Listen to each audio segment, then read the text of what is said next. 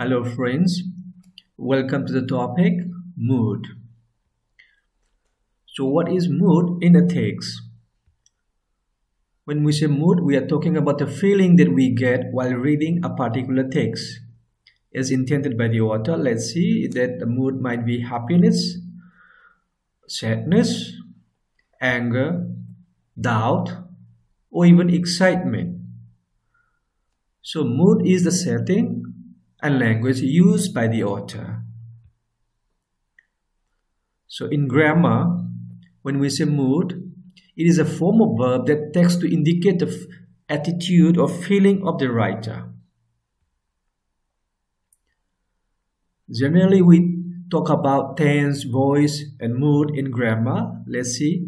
When we say tense, we are talking about time and aspect.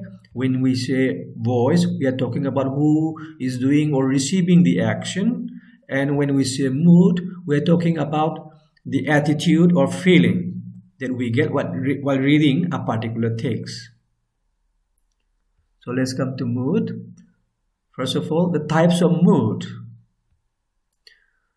We may have indicative mood, imperative mood, subjunctive, or conditional. These are the four types of moods that we have in English grammar. Let's discuss them one by one. First, let's come to indicative mood. Indicative mood, they express facts, opinions, or questions. Generally, in academic writing, we use indicative mood to express finding, as the example is given here. The data demonstrate a clear trend in the market behavior. We may use it to write our observations, as given here. Recent studies show a significant correlation between diet and health outcomes. Here in the first example, demonstrate, we see what is found. And in the second one, through the verb show, we see what has been observed. And then we use the same mood in writing the result, as given in the example here. This theory provides a framework for understanding global warming. So we use indicative mood to write findings, observations, and result. And now let's come to imperative mood. We use imperative mood for writing commands, directions, instructions, or requests. In academic writing, mostly we use it for writing guidelines, as given in the example here. Consider the implications of this finding for future research. This is a guideline, so we use imperative mood. Then you see here, in writing instructions or manuals, analyze. The word analyze here, this is an instruction provided. And we use it for writing procedures, like examine the hypothesis before drawing any conclusion. So this is what we use imperative mood in academic writing. Now let's come to subjunctive mood. When we're talking about subjunctive mood, we use it for wishes, hypothetical situation, doubts, suggestions, or conditions. Let's see some examples. Okay. First, we use it in hypothesis, as given in the example here. If the study were expanded to include more participants, the result might change. You see here, this is what we see in hypothesis. We use this. This is what we call subjunctive mood.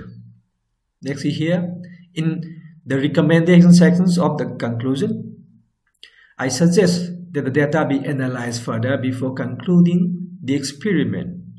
So we use here subjunctive mood to write our recommendations in academic writing.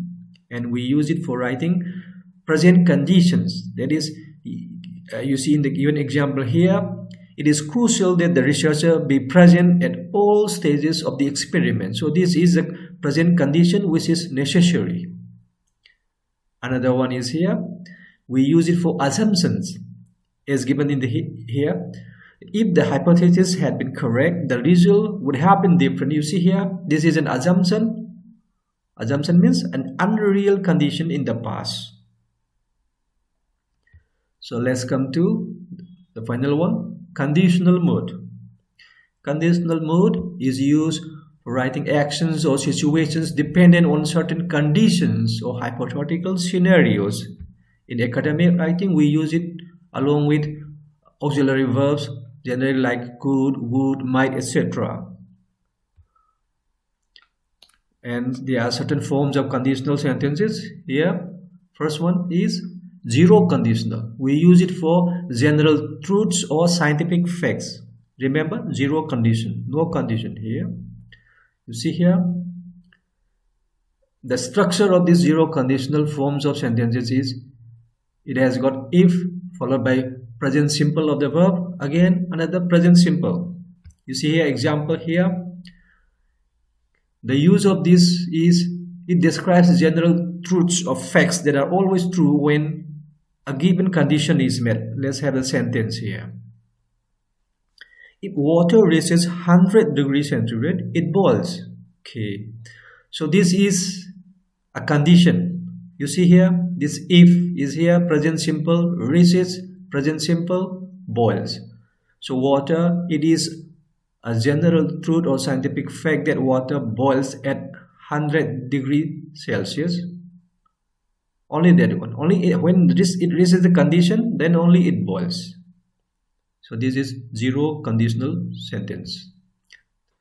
Now let's come to first conditional. From zero we come first, then we'll go to second, like that. So first conditional, we are talking about this one to express real and possible situations in the future. You see the word real and possible situations. And the structure of this form is if followed by present simple, then again will followed by base form of the verb. And we use it to refer to real and possible conditions in the future where the outcome is likely to happen. In academic writing, we use this one. You see here in the example, if the experiment is successful, the researchers will publish the result. Here you see if, present simple, is successful, present simple, okay, will followed by the base verb, will publish.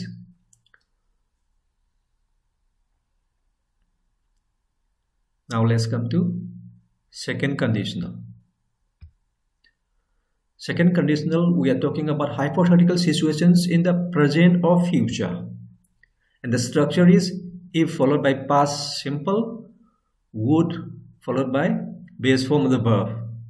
And we use it in writing hypothetical or unlikely situations in the present or future. You see the unlikely situations. Unlike the first conditional one, which was likely. You see in the example sentence, if the theory were proven, it would revolutionize the field of genetics. So it is unlikely to happen. This is an unlikely situation, so we use second conditional. You see here, if, then past simple, then would followed by base form of the verb. This is second conditional. Now let's come to the third conditional. Here we're talking about hypothetical situations in the past. And the structure is if followed by past perfect. Again, it would be followed by would have plus past participle. You see here, we use it for actions that did not happen in the past. Okay, action did not happen, but imagines what the outcome would have been if the action had happened or if the condition had been met. As in the example here, if the researchers had followed the protocol, they would have avoided the errors. The researchers, of course, did not follow the protocol. It did not happen, so they faced the errors. So if past perfect would have plus past participle here. So to sum up, we have indicative mood, imperative mood, subjunctive mood, and conditionals. Imperative moods, we are talking about facts, observations, or questions. Imperative, we are talking about commands, suggestions, or instructions. And subjunctive, we are talking about hypothetical situations, wishes, or necessity. And conditional, we are talking about actions or situations dependent on certain conditions or hypothetical scenario. So that is all about mood. Thank you.